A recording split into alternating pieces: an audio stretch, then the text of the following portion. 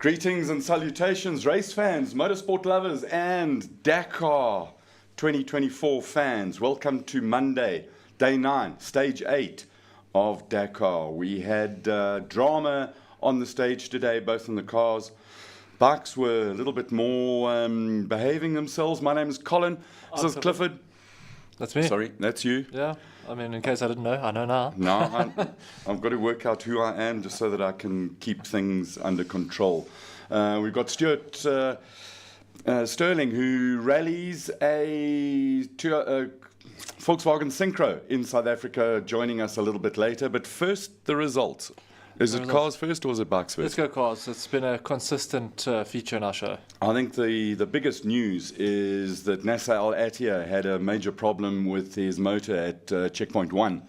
It's a Ford motor, and we'll talk a little bit about Ford motors and this Dakar, and I must just say it's complete speculation, but it's very interesting. Sebi Loeb got towed back to the bivouac. Was it fuel? Was it sucking? Squeezing and banging, or just sucking?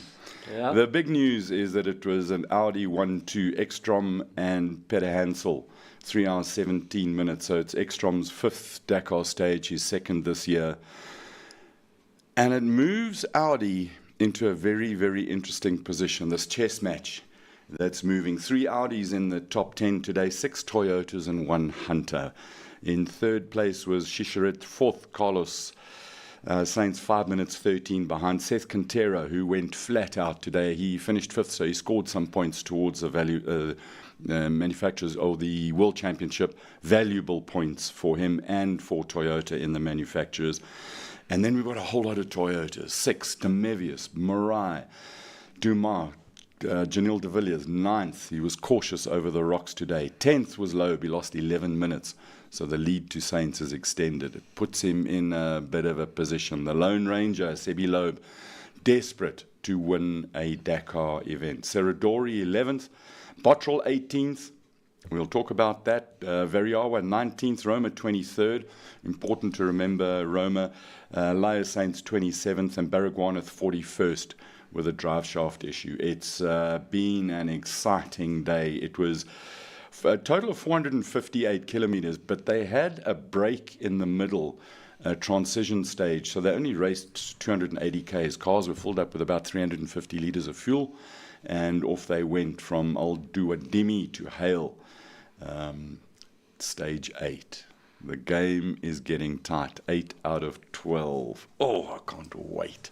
What happened in the bikes? Yeah, bikes still tight at the top. Like you said, a bit of a weird stage with the transfers and the breaks in between. But take you on the stage results. We've got Kevin Benavidez coming through strong there in 3 hours 35 minutes and 3 seconds, beating his brother by 31 seconds. He's still beating his brother. Van Beveren 3rd, Nacho Florimo 4th, Toby Price 5th, Rui Gonzalez 6th, and then the big one, Ricky Brabeck 7th, and then Ross Branch 8th. Daniel Sanders, the Colonel, in 9th, and then Stefan Svitko in 10th. But yeah, the big one obviously is Brabeck just edging out Branch, which still keeps it with under a minute. 43 seconds is the gap. But you could throw a blanket over these two. They've raced like 36 hours odd, and it's down to 43 seconds. That's incredible.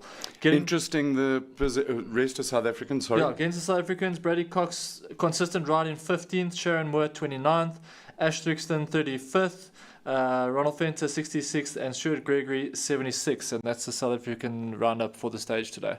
Very interesting. Is it tactics from Ross Branch to run 7th, 8th on the road and have some tracks ahead of him, because tomorrow's going to be a bit of a tricky one. We'll talk about that. It's Hail to Alula. I think you've touched on that. I think it's Shadow Games. There is a clip, and if you guys go look on the Dakar website and that, where they've got Ricky running in front of Ross Branch, and they're close, but I think he's playing Shadow Games. I think he's making sure he stays in contention and then strikes when the time is right. So all strategy at this stage, you know. Well, that ties in with the cars as well, because let's just talk about some of what went through it.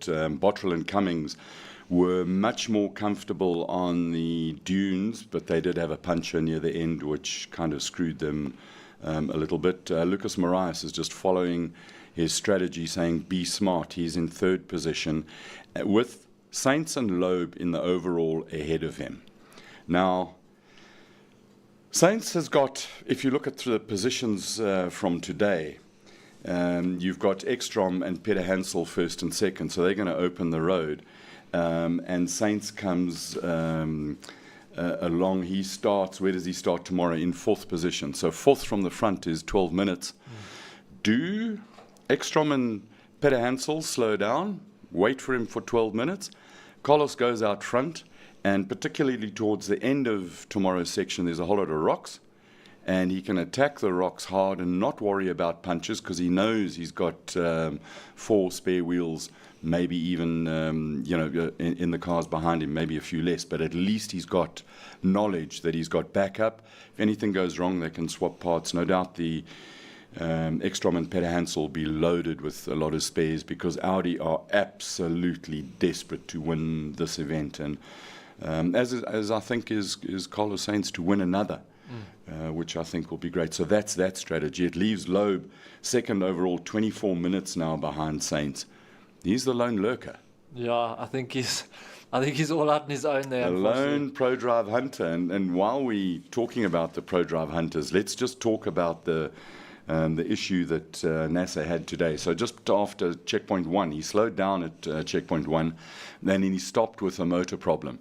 It's not the first. The Hunters run the Ford EcoBoost 3.5 litre motor. It's not the first motor that's gone. Early in the race, Marcus Baumgartner had a motor explode.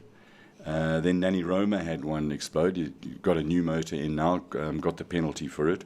NASA had a motor explode. Where does that lead? Break, sorry, let's not call it explode. Expire, cease to operate in optimal function. Where does that leave Loeb? And he was towed out of on the liaison.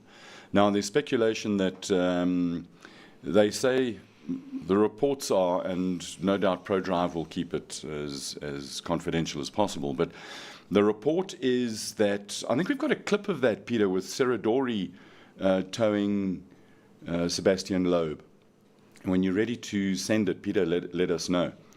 Okay, we don't have that clip. But there's Matthew Serradori in the Century did a really cool thing and towed Sebastian Loeb back to the bivouac. So the report was, it's fuel. Did he run out of fuel?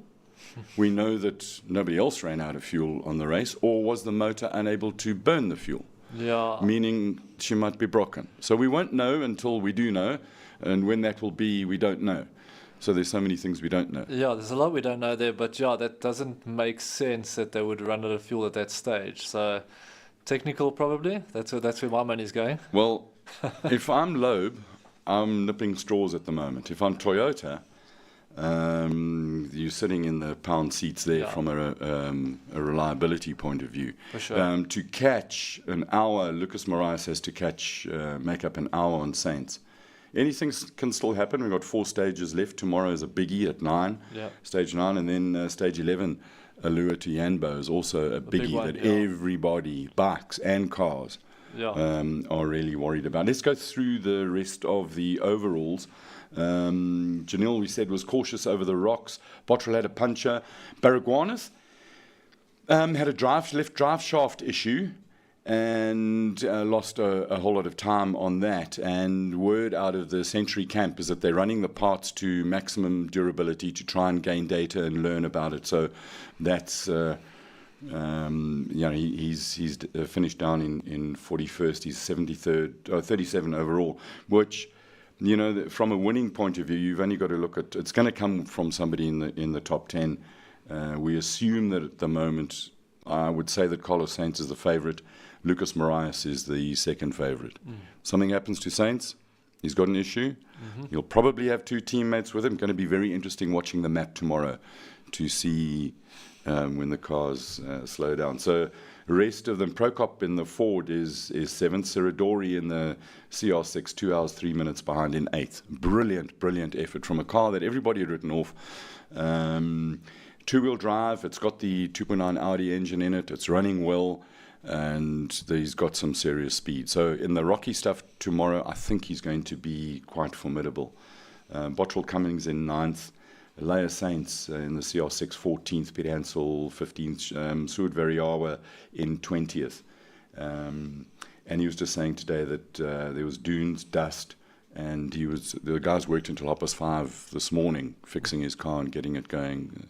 Guys in Toyota Gazoo Racing, which brings me to my only apology. Oh, I thought we didn't have any. Our show's getting so short because we don't have any apologies. Obviously, we're starting to find a groove. We interviewed Glenn Hall, and I gave him the incorrect title.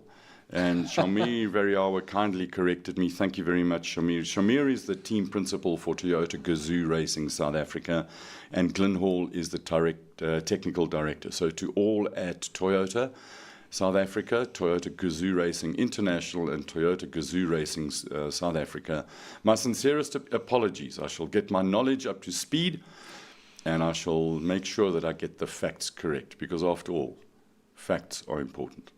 Very true. So there's my apology. So shall we've got Stuart Sterling hanging on, and he races a combi in the South African Rally Championship. Now you may ask, what is the link between Stuart Sterling and his combi in rallying and the Dakar? Well, there's a very big link. Thanks very much, Peter. 712 in the classic cars. Peter, if you'll get this picture up, it's not car 712, it is the T3 710 of Frederick Verdauger and Stephanie Zerkevans in a Transporter T3. This they ran last year and in the classics, and I hope Peter's got that picture for us. And they ran as a support vehicle. So there's the link between the classic cars in Dakar and Stuart Sterling. So Stuart, welcome to Raceday. Thank you very much for joining us. We called you an absolute crazy in all the rallying that you did. Why on earth do you choose to rally a combi? Hi, Colin. Thanks. Yeah. Just basically to rally something different. We started off just doing fun rallies, and then ended up at MSA doing regional and national rallies. Just a progression of how it went. It's just something completely different, and the crowd seemed to love it. And when you started the nationals, you moved up to the top class in the nationals. I mean, that's crazy to do that. Yeah, it's just configuration of the vehicle, basically, because it is four-wheel drive. So you end up in the top class, which with all the Gazoo Starlets and those sort of cars. And yeah, it's just good fun.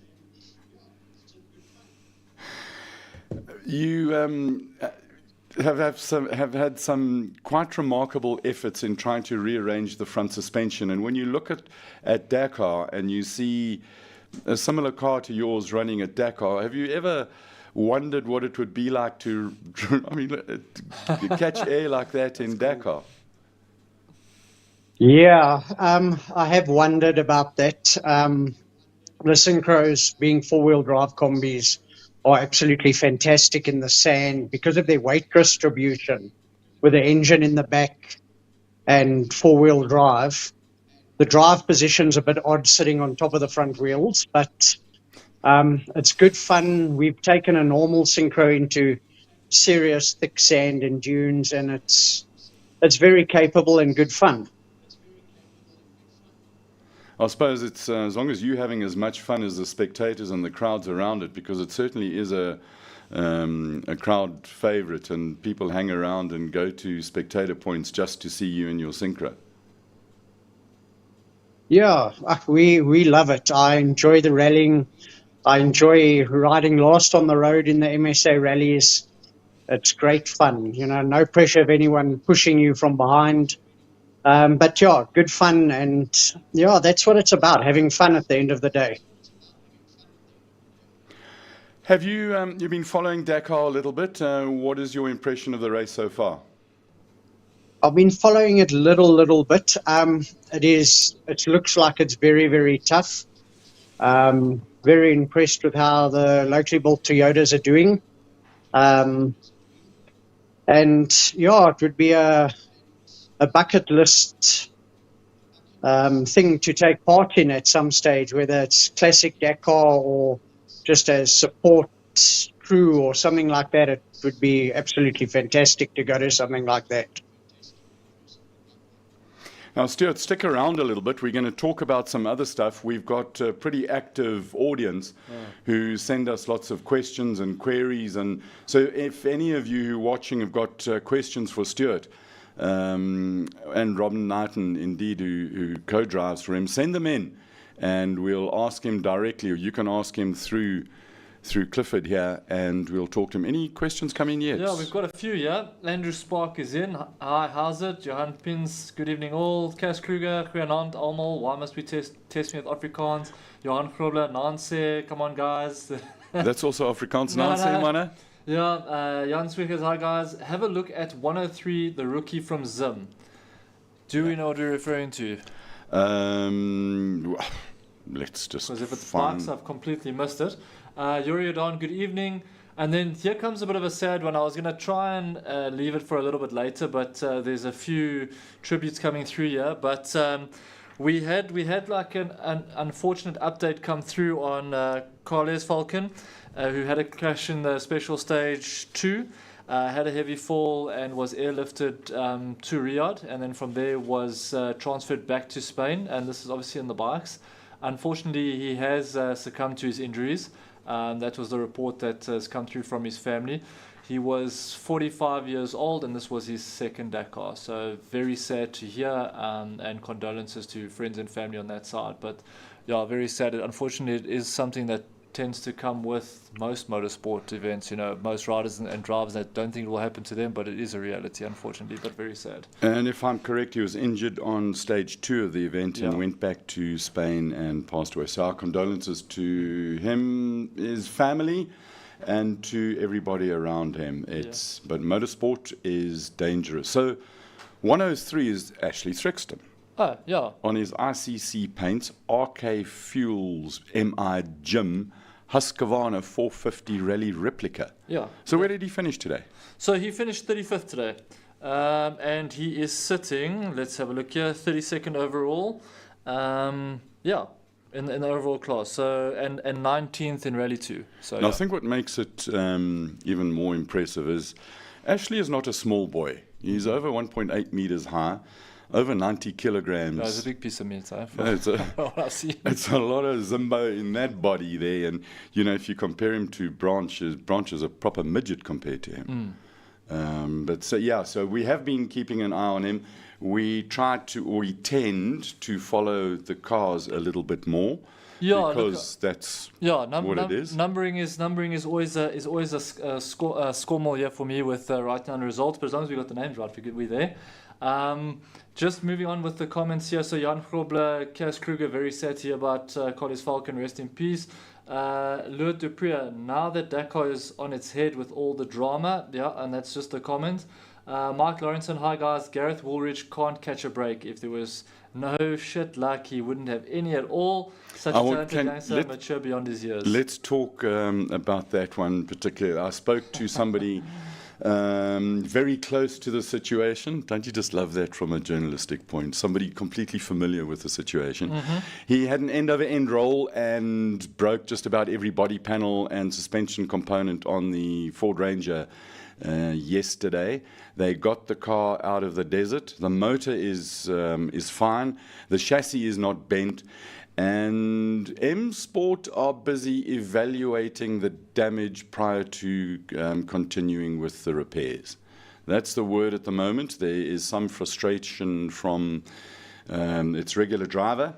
So, yeah, Gareth is a little bit frustrated with that whole point. And Ford, the M Sport, that Ford motor is, I still think it's going to play big time in this race. Yeah, there's still lots of roles to be played out. Yeah. Rolls, I see what you did there. Yeah. Angela Marcelo, evening guys. Yes, I've seen that clip. I reckon the engine wasn't using a G anymore fuel. Cass Kruger talking about Loeb. Is there a penalty if you do not reach the bivouac on own power? Good question. I think there is. But he might just have enough power to crank it, and you're allowed to be towed by one of your competitors. You can't be towed over the line. Yeah. So there is a penalty for that. I'll look at the rule book and find it out. It probably needs about 5 meters. Just put it on the starter motor in whatever gear and get it across there. And no doubt Loeb has done as much as he can to get that. And the news is around the Pro Drive Hunters is very, very hush-hush. They're keeping it absolutely dead quiet at the moment. Then coming back here, good evening guys, rest in peace Falcon. Yeah, so that's obviously everyone's a little bit shook up over that news, which is always sad to, and I was hoping I wouldn't have to cover that when we started doing Dakar, but it is what it is. We haven't done overall bikes. So let's just step into that quickly. I don't know if Peter's ready for me. I can see the squabbling there in the back. But overall for after today's stage, Ricky Brabeck is the leader. After 36 hours and 16 minutes, the gap from him to Ross Branch is 41 seconds. Nacho Florimo is peanuts, third. Hey? Yeah, it's nothing. Hey? It's a blanket. Yeah. Nacho Florimo is third, and he's also within 10 minutes. Van Beveren fourth, Kevin Benavides fifth, Toby Price sixth, Daniel Sanders seventh, Luciano Benavides eighth, Svitko ninth, and Micek is 10th. The gap from first to 10th is under 2 hours, which is pretty close considering, I think there's only 13 GP guys left. So yeah, it just shows you all around the world these guys climb on machines, and with the amount of riding they've done and the kilometers that they've covered, it's under 2 hours. It's incredible, hey? I've got that figure somewhere here. It's 5,000 somewhere on one of the notes that we made here. It's just 5,600 odd. 5,700 kilometers they've done. There's 2,100 to go. It's mad, eh? That's a lot of riding, and we probably, from what we hear and what's been earmarked, is 2 of the most difficult stages still to come. Oh, exciting times, it's so exciting. Moving on to the South Africans overall, Bradley Cox is 15th and 5th in Rally 2. Sharon Moore is 18th and 7th in Rally 2. Thrigston is 32nd and is sitting 19th in Rally 2. Stuart Gregory is 63rd and sitting 46th in Rally 2 and 9th in the Motul Melee. So he's moved up a place. Yeah. That's pretty damn good. And then Ronald Fenter is 69th and sitting 52nd in Rally 2. So, yeah, all the boys doing well. Good rides today from Stuart Gregory and Ronald Fenter. I feel like they made up a few places in the overalls and that. So, yeah, good for them.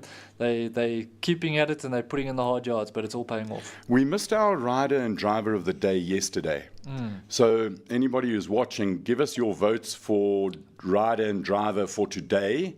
Good one. And we'll take that into consideration. I've got some ideas. Yeah. Look, for me yesterday, Ross Branch was my rider of the day just because it's so damn close. Yeah. But, if you guys picked up anything else out there with the other competitors, it's all good. Send us your point of view, and we'll obviously discuss it and probably tell you you're wrong and go with what we say. But we'll listen anyway. Talking of questions, we're going to talk back with Stuart Gregory now, and I think that we've got that picture of the Transporter T3 number 710 from last year's race, and that could be. Lead us straight into Stuart. So there you go. There's a Transporter. The back end of it looks a little bit like the Dakar trucks. A brilliant blooming effort. So Stuart, you know a little bit of background of this vehicle. What was that all about last year? Colin, from what I understood, it was a support vehicle that ran along for a Beetle and a Porsche, and obviously carrying spares and everything for them throughout the Classic Dakar stage. It's actually a double cab combi synchro, that one, with panels put on to make it look like a Dakar truck. We unfortunately in South Africa never got double cab synchros. We only got the bus versions. So that's why we rally a bus version. So if I had a double cab combi, combi, bucky, whatever you transporter, and I brought it to you, could you convert it into a synchro one? We could, absolutely, yeah. We actually have done 3 where you take a normal synchro, you pull all of its drivetrain out and you build it into a double cab. We have done 3 for customers. Crazy blooming stuff. Yeah. Absolutely crazy. And now, I suppose that the next kind of upgrade you want to do is put a proper Porsche motor in it. Yes and no. The problem with the synchro is its gearbox is made out of milk chocolate. So as soon as you start putting too much power to it, they tend to eat gearboxes rather quickly. That's less than ideal. Talking about the classic cars, excuse me, after Sunday. Now I hope I'm gonna get this the naming right. Paulo Oliveira and Orcella Kyoto are 35th, and the vehicle, and I couldn't get a proper picture of it, which I'm sure I'll get for tomorrow. It's a UMM vehicle. It was made for the Portuguese military and firefighting service, so they're 35th overall. And then Adrian and Rion Botma in the Land Cruiser 53rd, and Catherine and Stefan Lovemore also in a Land Cruiser 55th, and then 47th is Puck Klaassen and Sebastian Klaassen. Father and daughter, Puck is driving, Sebastian is navigating in our favorite Porsche, Martini Porsche. Only a Rothmans Porsche can beat a Martini Porsche, so that's the classic car. And it's wonderful, Stuart, to see some of these old cars, not in a true sprint race, but more of a regularity race. And do you think that there's scope for that type of regularity rallying in South Africa? I would say so, yes, Colin. It's to get people to have more fun on a little bit less of a budget, where you're not having to buy a 3-4 million rand car to go and have fun, and be competitive. Do something, keep it affordable. That's the only way that rallying is going to grow again in this country. We have basically one dealer team doing rallies, which is Gazoo. The rest are basically privateers, and it's expensive to be a privateer. It's not like the 80s and 90s where all the big manufacturers were supporting teams and running 4 or 5 cars. That's not there anymore. So definitely it would be a good idea. And I want to just mention privateers. And yesterday I mentioned a Deux Chevaux, car 712, with Barbara Holliker and Lucy Ngoa. I'm sorry, I've got screwing the names out. In their Deux Chevaux, they are lying in 62nd position. Front-wheel drive, 2-cylinder. In the duck car, eh? It's beautiful. Yeah, I think it's absolutely fantastic. That is the life of true privateers and adventurers. And I think that's what the classic is all about. Stuart, come on, get all your mates together and go for an adventure with your synchro into Dakar Classic. Well, we've actually got a few comments and questions coming through here now for Stuart. So, Stuart, there's a few guys here that can attest to your craziness, because it's quite a common thread coming through here. But Jonathan Sims says, Mr. Combi, lol, gotta love him. Cass Kruger, does Stuart wear red fellies when racing in the bus? Stuart? No, I don't wear red fellies. I've got black racing shoes. Unfortunately, the red ones were sold out. Else I would have bought red ones.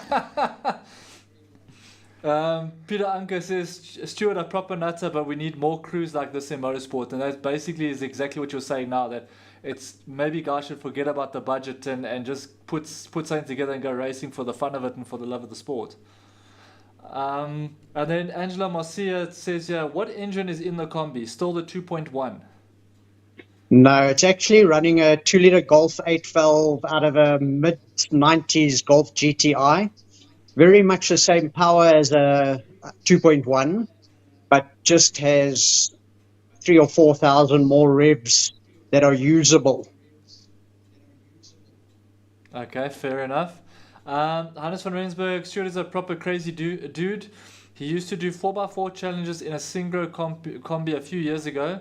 His Smarty combi did an obstacle Hansen Sachat at Lichtenberg 4x4 track, catching air with that very few proper Klo and Gro 4x4 cars have ever conquered. So yeah, obviously everyone's in awe of your airtime that you put together in these combis. Yeah, I remember that Lichtenberg challenge. Everybody was amazed that I managed to get that combi up there. It was a steep hill with 1,000 marble-like stones, and we managed to get it to the top. It, wheels in the air, going mad. But yeah, it was good fun. We've actually got a clip, Peter says, that of you catching a bit of airtime. So we're going to show the viewers so we don't have to keep describing it and they can decide for themselves how crazy you are. Shut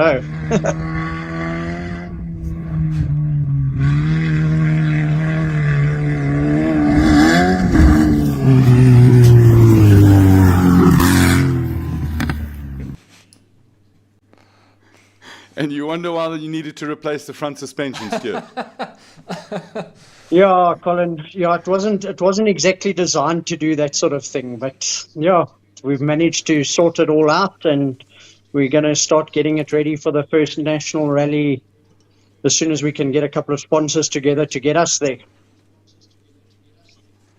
Yeah, I'll tell you what, if anybody's looking to get involved with some crazy people who get some good coverage, Stuart and Robin are your people in the crazy combi. It's a crowd favorite. Everybody comes to watch it. And so much space for advertising. You know, put huge, massive signs stickers. on There's no curves on the bus. You just put it straight on the side. Yeah, absolutely. We've got a few more comments here. This one's for you, Colin, and this is where it gets exciting, because I get excited when I read comments like this.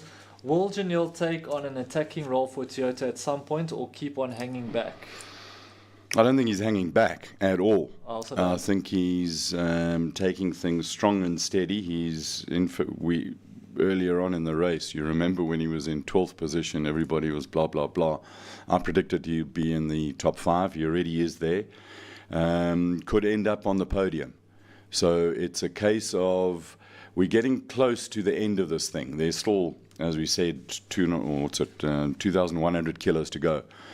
And it would be an absolute tragedy through trying to push and gain a minute here and a minute there, and you end up screwing the cat completely and falling out of the position. So now it's a case of managing a balance of speed and not making mistakes and not getting punches. Punches are the big things in this. But and having said that, there are enough Toyotas that are running relatively close by that they can carry spare tires. So for sure, Lucas Moraes can push hard. He is 39 minutes behind Loeb, and possibly it's a case of waiting for Loeb the mechanical functions to stop functioning the way they're designed to. There is a video, and thank you very much, Peter Anker, for sending me a message, where the Hunter suspension is also suspect. There's a video from a German crew doing a classic car race that shows the car coming in, springs touching wishbones, etc., pretty much like NASA's issues yesterday.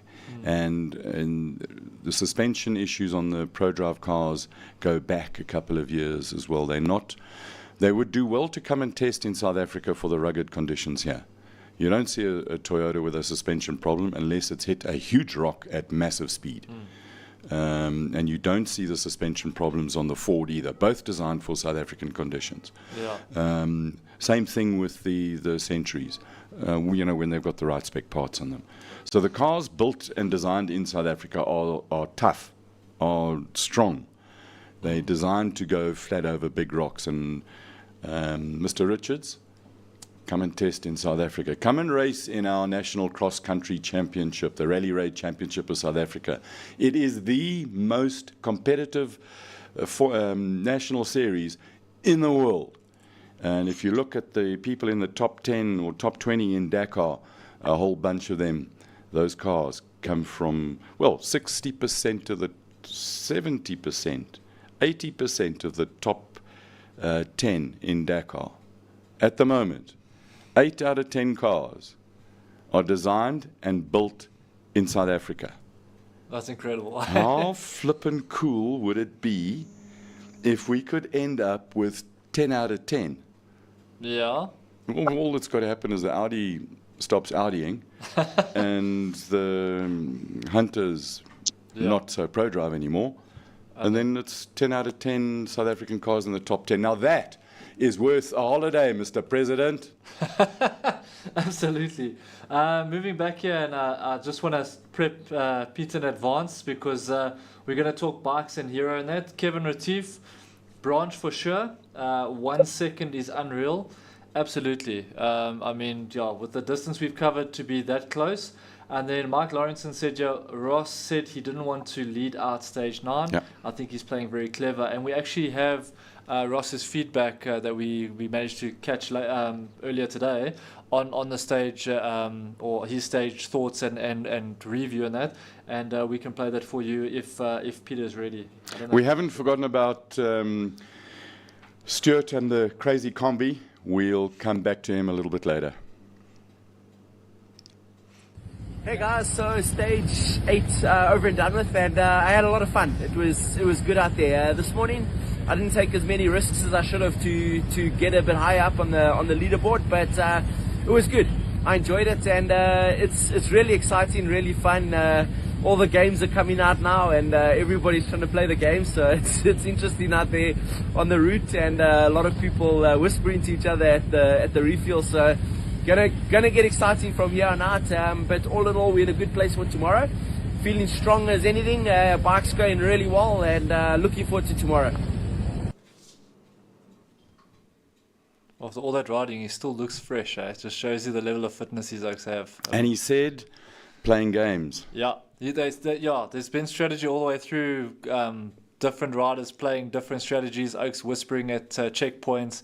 So yeah, the race is on now. The race is definitely on now. And this is where the mind games and strategies come into play, and guys start playing shadow games. But Ross, for me, was very smart today. Just sitting behind Ricky, making sure he didn't have to do anything he didn't need to do. It's not about winning stages at this stage.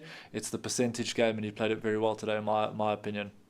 So I got a message from one of my friends who prefers to remain anonymous. And it's for Stuart Sterling. And it says, Stuart, what can you do to make your combi go faster? Colin, very hard to make it go faster and stay reliable. I could stick a turbocharger on that little Golf engine. It would be a bit faster, but then I'm going to lose reliability. It's that fine balance. Why not build it in, take some Audi Quattro underpinnings and stick it in there and have a go? That would be fantastic. Find me a Quattro and let's build it. Stuart, I really appreciate a couple of things. A, you've always given us time to talk on a rally, and B, thank you very much for joining us with our tenuous link into the classic car racing with a combi. And may your days of racing that combi carry on. Keep up the entertainment. We love you as an absolute blooming crazy. Thanks, Colin, and thank you guys for inviting me to join you on the show. It's been fantastic. We'll see you on the stages. That combi, we were at one rally and people came out and they didn't see it. It had a bit of an issue. And the kids actually got upset. They said, oh, no, we're not going to watch the other cars. We came to watch the combi. Specifically, so it's a showstopper for sure. Absolutely.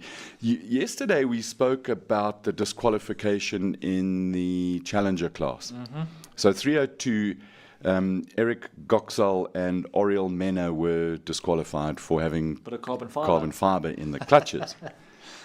Just before we went on air, I get a notice about vehicle number 310. Oh my. Now, you might remember the surname Goxel. Uh-huh. So Michael Goxel and Simon Gosbrek,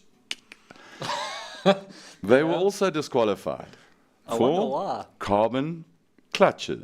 Can't And be. it just so happens that Michael Gotzak is Eric Gotzak's uncle, and they come in the same from the same team, Energy Guylandia rally team. So now all you've got to do is go and look for the rest of the cars they're involved in, and you'll find carbon clutches. Hashtag no carbon in this car. Yeah, hashtag out of the results.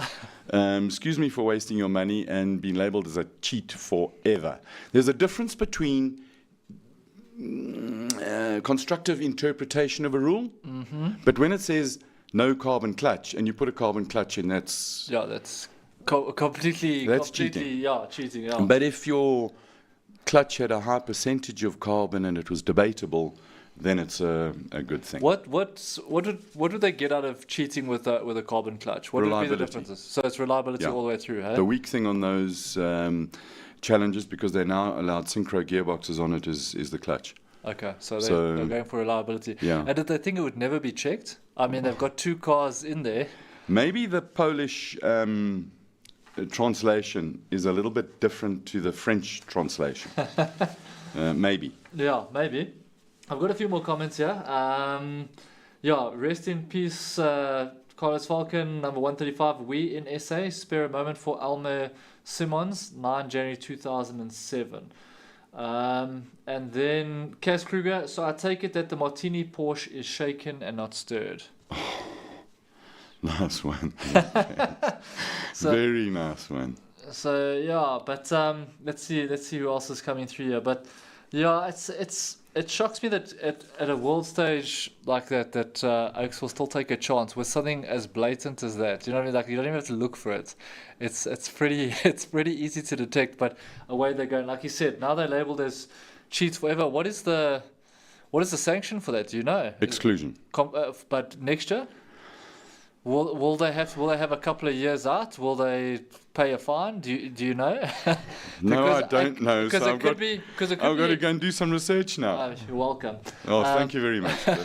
Because it could be like a massive penalty if they're sitting out for, let's say, 3 or 5 years or whatever the case is. That's massive. I know who'll know. Peter, check the rule for us and let us know, please. Yeah, then we've got Penny D'Souza, bike ride of the day for me must be Van Beveren. Started 10th, finished 3rd, only 1 minute 27 behind stage winner Kevin Benavides.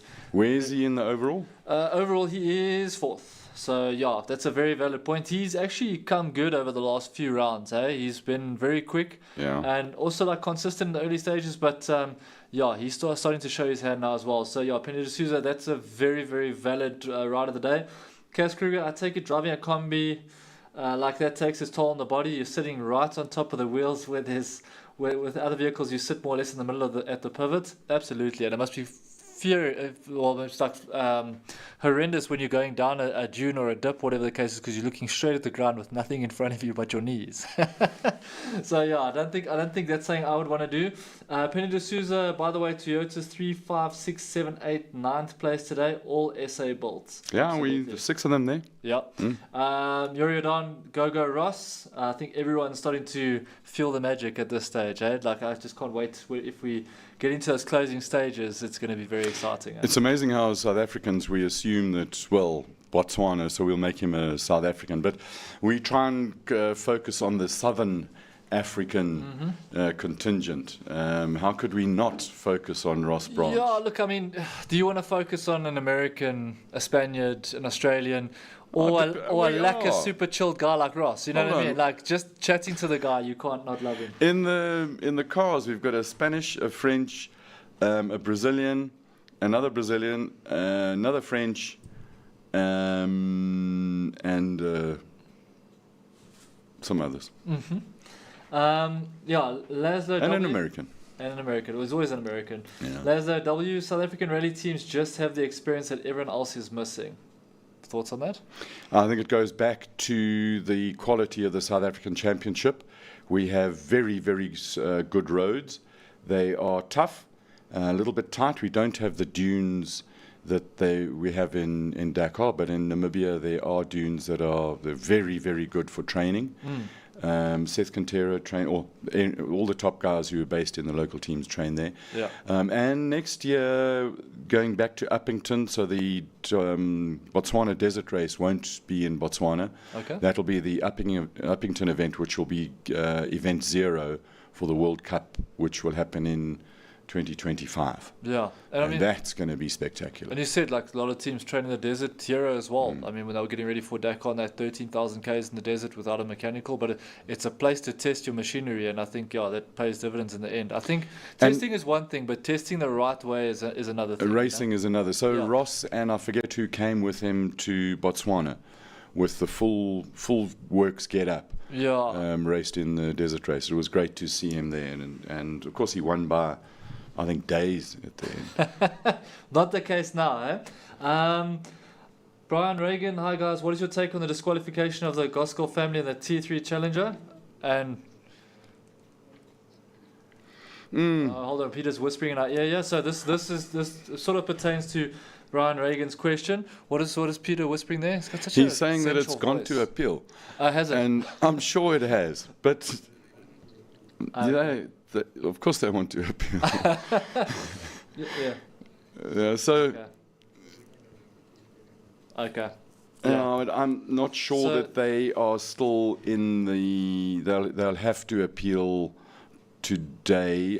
Goskell didn't race yesterday or today, so that's quite an interesting one. So the thing is, whether you appeal or you don't appeal, whatever the case is, his race is pretty much done. You know what I mean? Like he didn't, like I said, didn't race in the last 2 days. So I think that's pretty much his Dakar finished in Cloud. But yeah, just to fill you all in. And what Peter was whispering so essentially in our ears was they obviously got to appeal it, and then it's 30 days, and then they'll sort of come back with a penalty or sanction or whatever the case is. But yeah, we'll probably find out in 30 days. But I think I don't think they're going to get away with this one. I'm just looking very briefly through the results. I'm just checking, so I don't have to make another blooming apology. I don't see them in the official results. I didn't see them in one of the trackings that we follow as well. So they're not racing. So actually, they can go and appeal. Might win the appeal, but they've lost the result. I'm quite happy with what happened there. I mean, it's harsh, but don't cheat. Rules are rules. You know, like I'll never forget there was a couple of years ago in a ZX10 Cup race, 2 guys came to the front that were new contenders in the series, and they both came out and finished first and second. And after the race, they said, "Right, strip your bikes, let's have a look." And when they opened the bikes, they found a wrong air filter that they can't use. And they said, "Okay, sorry, they're stripping you of the result." And I thought, sure, that's so harsh. And when I turned back to the guys, I'm like, the guy's been stripped of his win just because he has the incorrect air filter. And they turned around and said, rules are rules, and that's it. And exactly that. As soon as you start bending the rules, it just opens up all sorts of little loopholes and all sorts. If that's the rule, don't change it. Stick to the rules, and then there's no issues later on. But as soon as you start bending rules, that's when all the drama starts. We would be remiss in not, and we're bouncing between cars and bikes because that's just challenges. So keep the questions and queries coming. Cliffy's refreshing all the time to get things done. At 2:30 this morning, car 250 caught fire after being rebuilt and serviced. That was Ervo Manama and Risto Lepik in one of the brand new Century CR7Ts. I saw that. And this car's it's been kind of jinxed. It's given a whole lot of issues all the way along. I mean, that is the remains of a 10-12 million rand motor car that's absolutely destroyed. And never mind the money that was involved, the absolute hard work and dedication of the whole Century team in building that car. And it's, I hate, Peter, take those pictures off. I hate seeing that. Sorry, thanks for showing it so we can see the extent of a racing car fire. They would have had about 350 litres on board there. And racing fuel burns hot. Yeah, you reckon, eh? Yeah, that's owner. They tried all the tricks with all the fire extinguishers that they had, the onboards, the handhelds, and once a fire takes hold, you're losing. You ain't stopping that. Yeah. CNC, how about S Loeb in a CR7 or TGR next year? Interestingly enough, the list of people who contact Glenn Hall, in fact, straight after this race, will start growing. And of the people that I know, I have independent confirmation who've spoken to them. There is 1, 2, 3, 4, 5 in the top 15 have spoken to Glenn about racing his car, or the Toyota Gazoo racing car that Glenn and the horse band has developed through independent verification. Take your pick, eh? You can take your pick. Then we've got Stuart. Why not use a 5-cylinder motor? Unfortunately, Stuart's gone already, but maybe when you catch him at the next rally. I think he mentioned the big thing was the gearbox. Yeah. And in the combi, the engine hangs out the back. So to try and find a way with a 4-wheel drive motor, and it's then once you start fiddle, then you may as well just throw huge amounts of rand in. I say leave the thing as it is.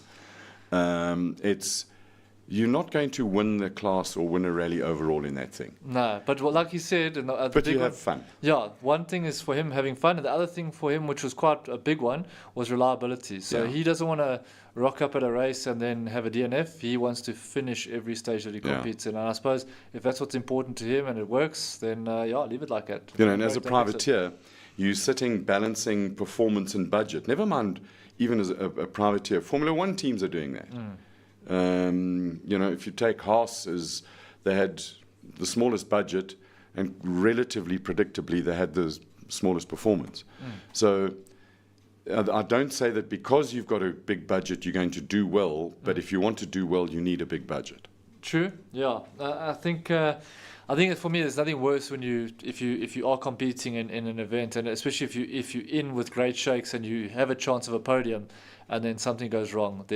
For me, there's nothing worse. Things must just work. So I'm on the reliability train. Like as long as I know every time I climb on my bike it fires and I can get the my full laps in it, I'm happy with that. If I'm losing a second, it's not the end of the world because I'll be there at the end. So yeah. It's not as if I know that you're high on the list of factory racing teams.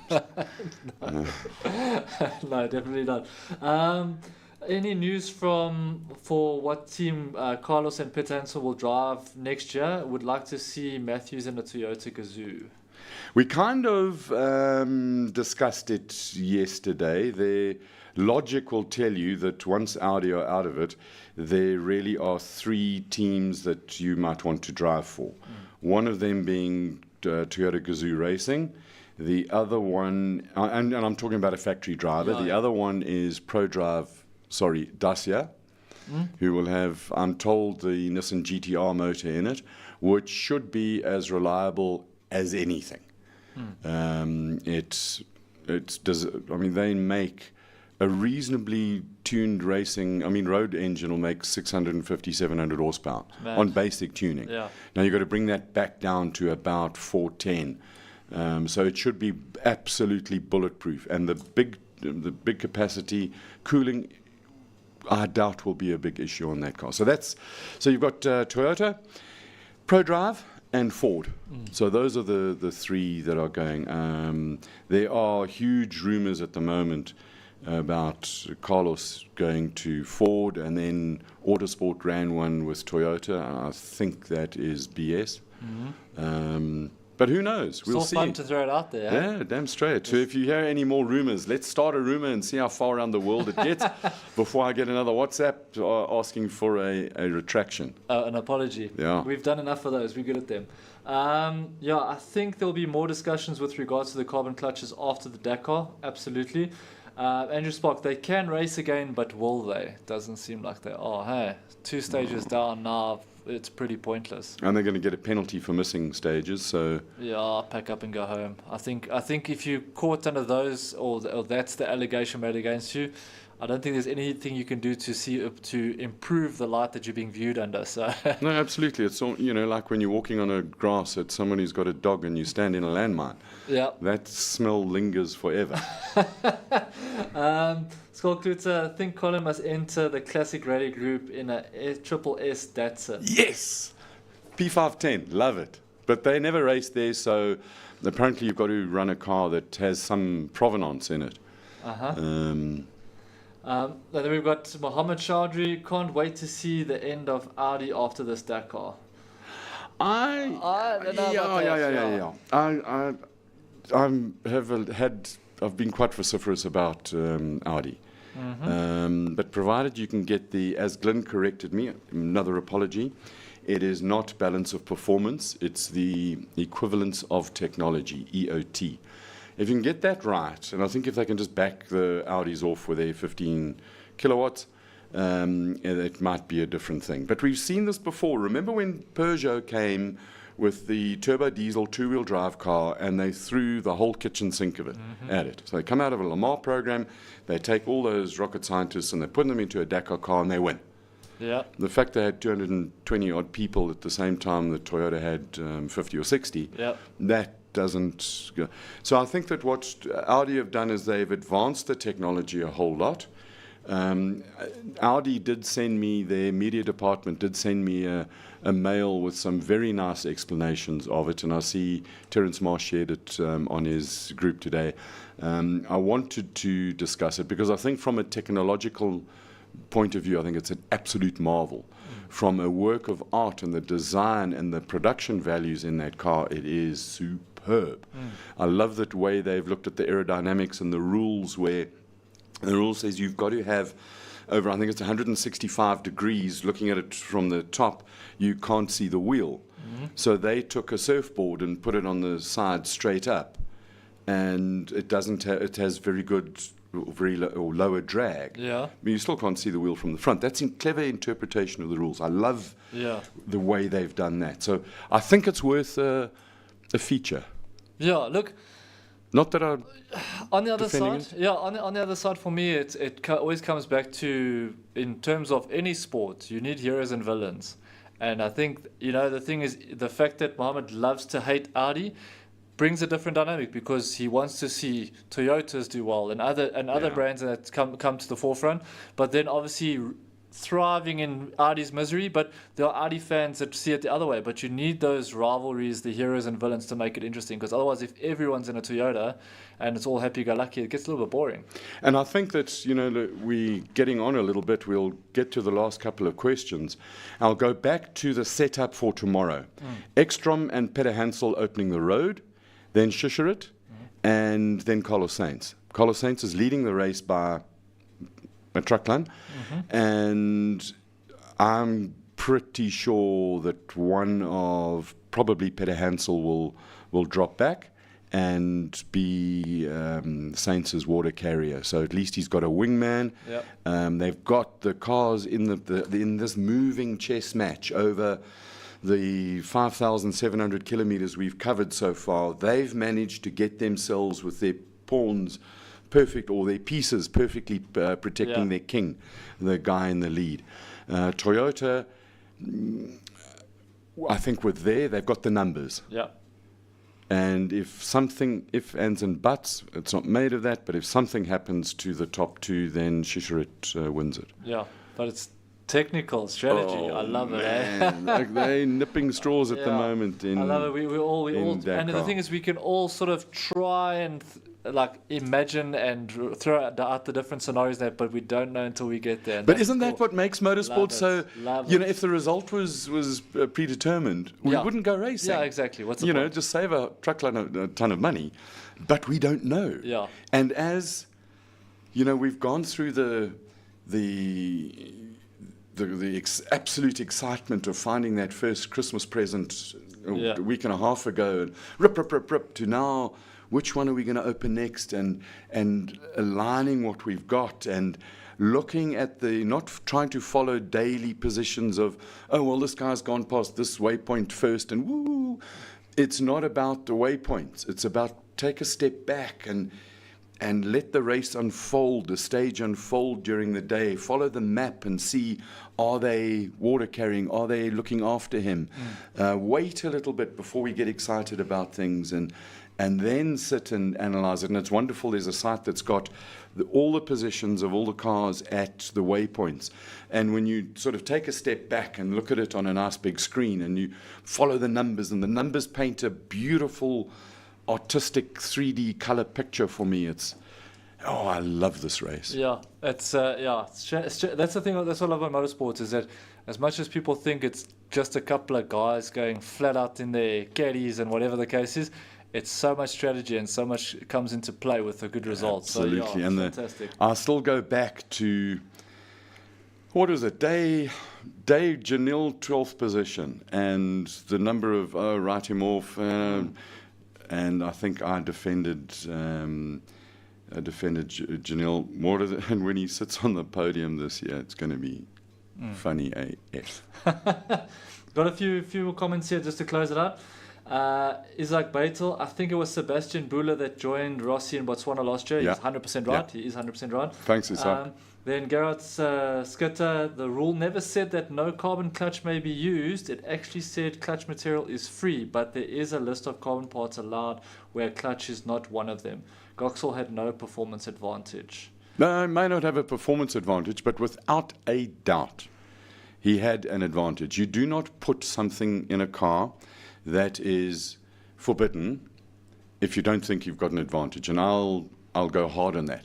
The other thing in the rule book, the FIA rule book, it's written in, it's quite a complex book, and you'll have one part that, for instance, it talks about tires specifically, and it doesn't mention the maximum number of spare wheels that you're allowed to have. So you can say, it says you must carry a minimum of two spare wheels all the time. So there's no maximum mentioned there. But then if you read down to about page 4,385, in tiny print at the bottom, it says you have a maximum of 2 spare wheels. So it's always, it's like some other great historical books. You can find a sentence here that stands on its own that means one thing, but you've got to read it in the totality of it. And they're far cleverer people than I interpreting those books. And when they, on the one hand, they say clutch material is free, and then a little bit later they say no titanium is allowed, so you can't put titanium in it, so clutch material isn't free. And then at the end they say, here's the list of carbon parts you've got, and if a clutch specifically isn't in it. Yeah. The thing is that, I mean, that's obviously the argument they're going to have, but that's in 30 days' time of their appeal. It's but meaningless. It's a moot point. Yeah, that's the thing. It's like, they might win their case, but their race is done, and that's the thing is that unfortunately, even if they do, and I mean it is a valid point, and the rules go backwards and forwards, but either way, their race is done. So if they win their arguments, let's try again next year. So yeah. Jan Swickers, look at stage withdrawal. They're disqualified. So yeah, that obviously burns on what we're saying. Peter Anker, if that car that burned was EV, it will still be burning. Yeah, probably. Dickie Carson's, the Goxel uncle have a son which had mechanical issues earlier in the race. They were hoping for a Goxel top 3. Not anymore. And then Francois Bosi Loebscher, whoever drives the car on the trailer at the end of a rally is a winner. Yeah. Very true. Always a successful day. Yeah, and then, as long as it's going home in one piece. Yuri Jordan, rest in peace, Carlos Falcon, and then Cas Kruger. The problem with the Audis is their weight, and with 2 difficult stages remaining, will their suspension last? I think so. You reckon, eh? Yeah. No, they're strong. Yeah. The only thing that's stopping them are rocks that you can't see. Yeah, well, we wait and find out. All will be revealed in the next what? It's just 4 more days, and 72 hours. We talk about the last stage. It's Yanbu to Yanbu. It's short, but if we go back to last year, I think it was Schroeder rolled the car in the last stage, and you're not going to make up huge minutes, but you can do that thing to the cat very easily in the last stage. So let's just wrap it up. And unless you've got something super interesting, it's not going to help us. Up to date, Joe. With $1 million there.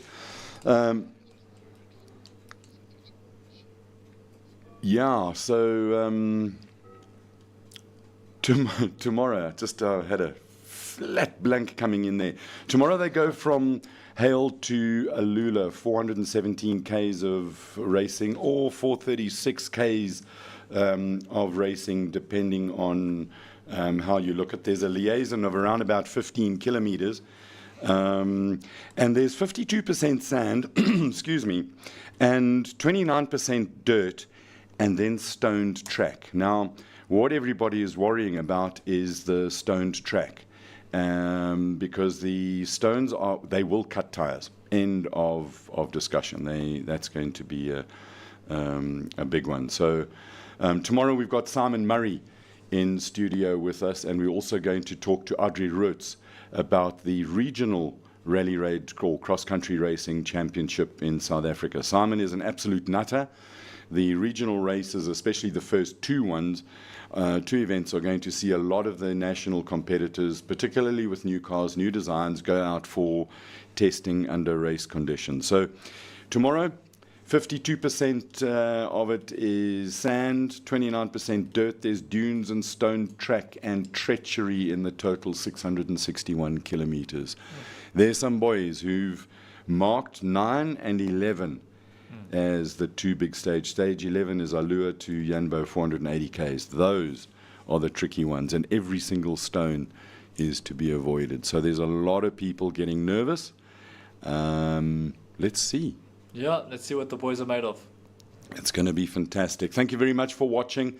Thank you for all your comments, your help, and your queries. We, the whole team, really appreciates it.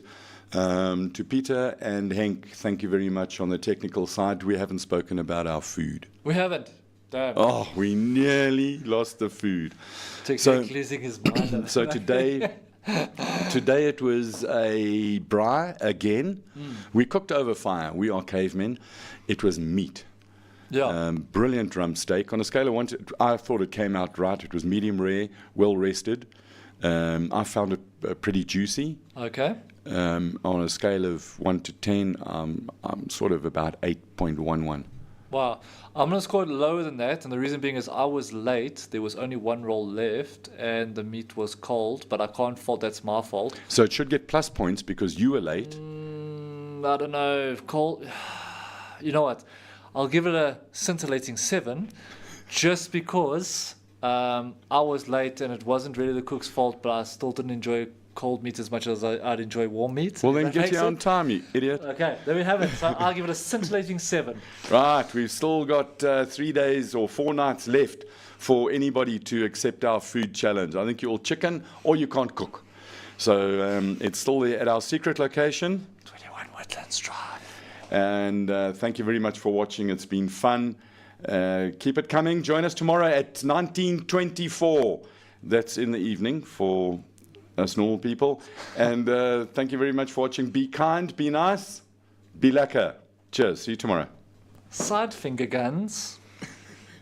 Let me tell you about the fuel-injected Volksy bus. And out of me climb up the Dierklub bus. I was on my way to sunny van der Spey, the milk, that green and the downfall stage. I've been pushing my bike up the pass for hours. I was tired and sweaty and my mood was sour. When a fuel-injected bus offers me a ride, and I said, this time I'm not getting inside. But I saw the disappointment on the kids' little faces. So there and then I took my braces and I hitched them to the powerful new bus and said, you can tow me up the Dierklub bus. And he put his foot down and we soon reached stop. I rang my bell for the bus to stop. Then we waved goodbye and I was on my way. I was freewheeling down to Sunny van der Spey as I sat eating Sunny's milk there. In burst the traffic of his name from Gert. Said Sunny, I've just seen a bike and a bus going 100 miles an hour up the Dierklub bus. A madman on a bike, make no mistake, nog aan ringing his bell to overtake. New fuel-injected Volksy bus. It sings up mountain passes.